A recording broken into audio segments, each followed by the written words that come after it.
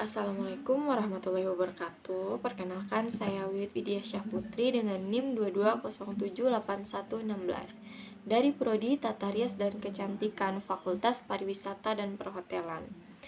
Nah, saya di sini akan mempresentasikan hasil observasi saya tentang disfungsi dan disorientasi keluarga yang ada di sekitar saya. Sebelum saya membahas tentang disfungsi dan disorientasi keluarga, di sini saya akan menjelaskan sedikit tentang keluarga.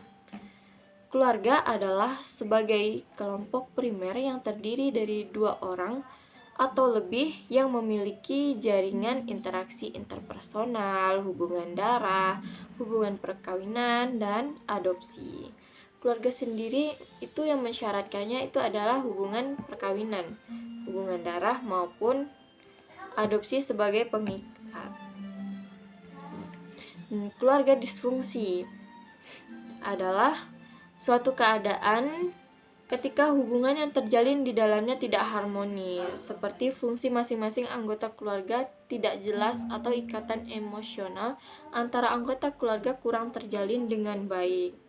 Faktor penyebab keluarga disfungsi itu adalah adanya kekerasan dalam rumah tangga yang pertama. Yang kedua itu adanya perceraian dalam keluarga. Faktor penyebab lainnya yaitu ada kurangnya persiapan suami dan istri.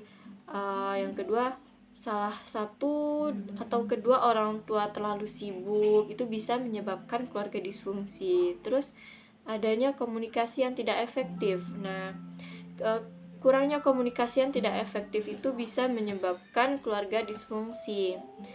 Yang keempat itu ada ketidakmampuan kedua orang tua untuk menyatukan dua buah budaya yang berbeda.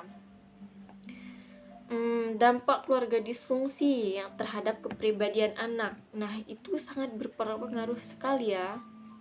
Yang pertama itu adanya kebimbangan pada anak dalam menunjukkan jati dirinya. Yang sudah terbentuk pada diri anak kelak akan terwujud menjadi sebuah kepribadian dan jati diri bagi anak. Yang kedua itu ada depresi, di mana pada keadaan depresi anak akan merasa bahwa dirinya tidak hanya sedih, perasaannya menjadi tidak senang dan lebih cenderung ke murung, merasa kasihan terhadap dirinya sendiri.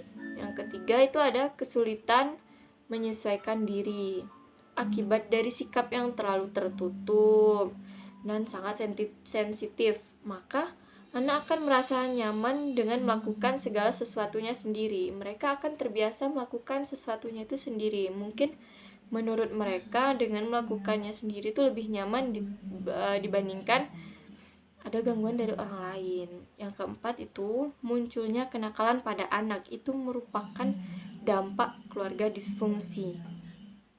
Kenakalan itu merupakan segala sesuatu yang apabila dilakukan oleh anak dapat menimbulkan keresahan pada orang tua. Orang tua akan merasa anaknya nakal, anaknya lebih aktif. Itu karena adanya keluarga disfungsi pada orang tua. Nah, cenderung merupakan perilaku yang mengganggu kenyamanan orang lain, bertentangan dengan nilai-nilai baik dan benar. Cara menghadapi trauma pada anak korban kekerasan itu yang pertama caranya kita bisa menjauhkan anak dari tempat kekerasan terjadi. Yang kedua, berikan rasa aman. Dengan kita memberikan rasa aman, anak itu bisa lebih merasa aman dirinya merasa lebih terlindungi. Yang ketiga itu ada biarkan anak bersosialisasi, biarkan anak berkembang dengan sendirinya, biarkan anak bermain dengan teman-teman sebayanya. Nah, yang keempat, alihkan perhatian anak dengan kegiatan yang positif. Misalnya, kita bisa memberikan hal yang positif, membiarkan dia berinteraksi dengan teman-temannya, mengaji misalnya bisa juga, atau bermain yang lainnya. Yang selanjutnya meminta bantuan psikolog untuk berpsikoterapi. Yang selanjutnya terus berikan dukungan kepada anak. Jadi kita itu harus mendukung apapun kegiatan anak. Nah, Kalau keluarga disorientasi itu berarti kehilangan orientasi atau tujuan, atau sudah tidak mempunyai orientasi atau sudah tidak mempunyai tujuan. Secara sederhana, disorientasi adalah kehilangan orientasi, kehilangan tujuan. Disorientasi merupakan penyimpangan dari visi misi sebelumnya. Penyimpangan yang terus-menerus terjadi dan tidak pernah ataupun sulit untuk diperbaiki ataupun berusaha agar menjadi lebih normal. Disorientasi ini dapat terjadi pada orang-orang yang berkepribadian rapuh, lemah, dan tidak dewasa psikologisnya, atau itu adanya keterlambatan perkembangan psikologis. Itu bisa menyebabkan disorientasi atau mudah terkena depresi, frustasi, dan stres akibat tekanan-tekanan tertentu yang datang dari dirinya sendiri.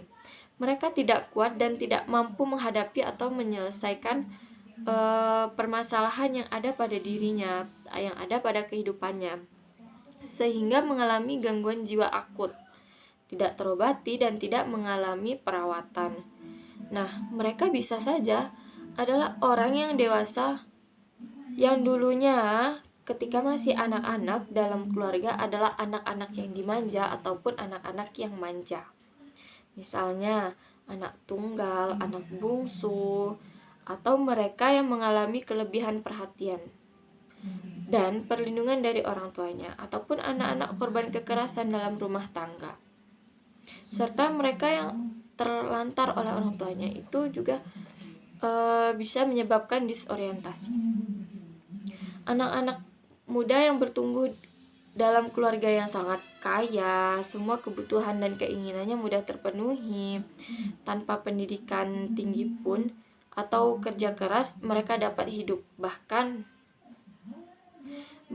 bisa meninggalkan warisan untuk anak cucunya. Model ini memunculkan anak-anak muda yang terjerumus padanya yang hidup hedonis dan penggunaan obat-obat terlarang. Orang-orang yang tidak berpendidikan karena kemiskinan itu akibatnya mereka tidak mampu bersaing dalam masyarakat. Anak-anak terlantar, para yatim piatu yang terlantar oleh sanak familinya dan lain-lain sebagainya.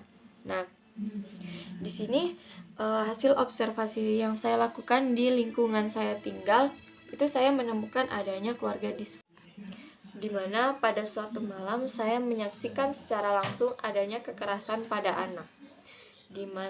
Penyebab pastinya orang tua melakukan kekerasan pada anak tersebut saya tidak tahu pasti, tapi saya melihat sendiri anak itu merasa kesakitan karena dipukul oleh orang tuanya menggunakan ikat pinggang, dimana anak ini sudah meminta ampun kepada ibunya, tetapi ibunya tetap saja melakukan kekerasan pada anaknya, sedangkan sang ayahnya hanya melihat saja anaknya yang sedang dipukuli oleh ibunya. Nah, saya tanya kepada kakak-kakak yang sudah lama tinggal di sana, saya tanya apakah kekerasan ini baru pertama kali ini terjadi atau sudah pernah terjadi sebelumnya. Dan kakak itu menjawab, kekerasan itu sudah sering terjadi pada anak itu. Nah, padahal dampak kekerasan pada anak itu sangat berpengaruh pada anak itu tersendiri.